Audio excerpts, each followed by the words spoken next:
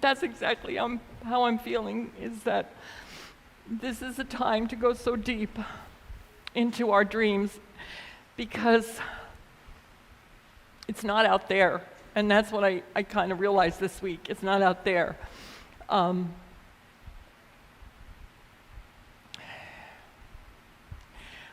I take full responsibility for my place in the world and for what I teach and what I believe. And there's a quote by Ernest Holmes that he says, to desert the truth when in the time of need is to remember that, to know that you don't know the truth. And as I was going through this week and appreciating that our country is totally split,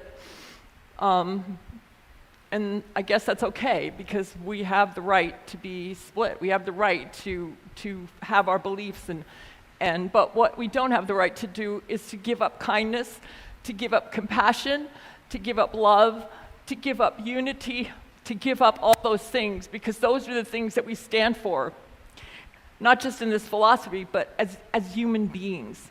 So as I was going through this week and feeling, up and down and all over the place, as everybody else has already spoken here, I wondered if I wanted to go on as a minister, because I feel like as a minister, I'm never allowed to really say what I feel. And I have like a muzzle on my mouth all the time, even when I'm out in public or whatever, or on my Facebook page or wherever. But that's not true. I don't have a muzzle on my mouth to be compassionate, to be kind, to be loving, to love my brothers and sisters, whoever they are and whatever they believe, and to stand up for what is right. And what is right is kindness, is compassion, is love, is unity, is all these things that we've been talking about. So that was how I turned it around for myself. I got real upset, I got real angry, I wanted to give up. And then I went, what is yours really to do? What is yours really to be? What is yours to do? And then Patrick sent me an article by Deepak Chopra, and I really identified with what it said in the first paragraph, because it said, there are times when life goes out of kilter and the world doesn't seem real and substantial anymore.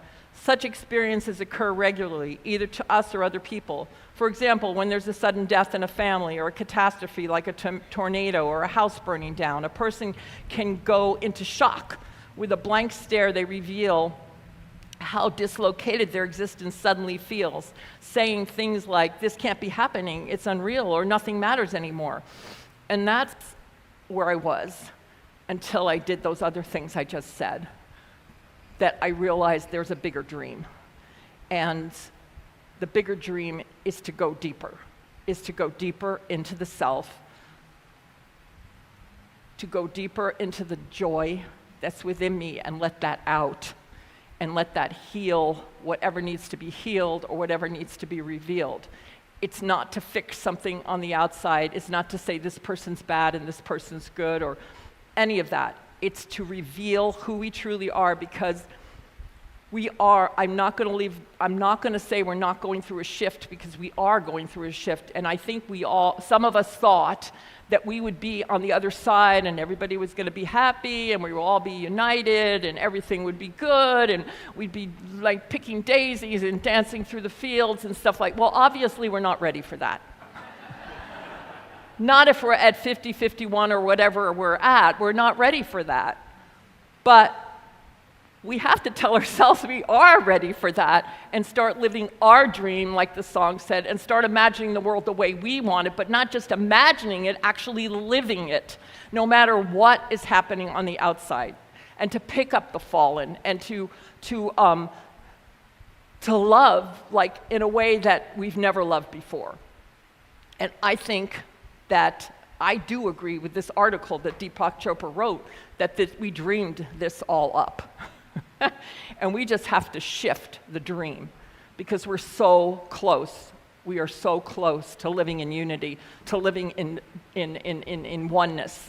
We're so close, and yet we're so far. But I'm going to go to the side of being so close, because I do believe in the power of our own divine authority. I'm not afraid to die. I'm open to being the best possible thing I can be on this earth. And when it's time for me to go, I'll go. But right now, I'm not afraid of that anymore. I'm just I stand for kindness, I stand for love, I stand for compassion, and I'll take care of my brothers and sisters no matter what. And I won't let people walk all over me and dump my fish tank out. I'll love them, but they're not allowed to come into my place that I have created as a place of peace, as a place of love, as a place that we can all be together in safety, because we want to feel safe. And that's what I love about Center for Spiritual Living Kaua'i, is that we can come here, we can share, and we can feel safe. And that's what I want.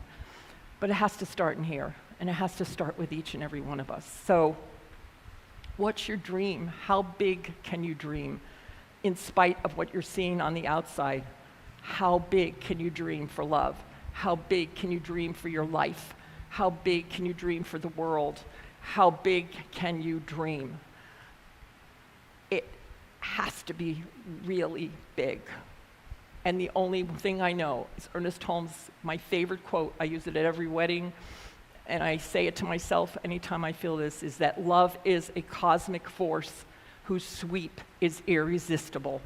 So that's what I think. I think we're being asked to love with this cosmic force that is so irresistible that it sweeps over everything and lifts us up into this beautiful, beautiful essence of who we are. And that is not spiritual bypassing, so don't anybody come to me online or anyone and tell me that. That's the truth. It's the truth. I know what's going on. I see it all. I'm not denying that it's happening. I'm just saying I want something better. I want something bigger. I want something more loving. And that is not spiritual bypassing. So let's just take a deep breath. Let's put all differences aside the best we can and just be right here in this moment. Brand new in this field of energy that's never been touched by anything. In this moment, in this present moment, there is no past, there is no future, there's only right here, right now. And as we've done so many times today, putting our hands on our hearts, thank you, Gary, thank you. In that center, there is love, there is that essence, that is our dream, that is the dream that we get to live in this moment, no matter what. We get to be there in that heart space and give that out. We don't get pulled back by what we see. We only know what we know, and that is love. And so I know that love is a cosmic force whose sweep is irresistible, and I know that it is within each and every one of us, and it is irrevocable, and it is passion, and it is everything that we could possibly ever require to move through this earthly experience and to be the eternal, spiritual, amazing beings that we are. So I bless us. I give thanks for this moment. I give thanks for this beautiful, amazing group of people who have come here today to know more about themselves and to be that beacon of love in the world. I give thanks, I give thanks, I give thanks. And I know that it is so as I release my word and say, and so it is. Thank you.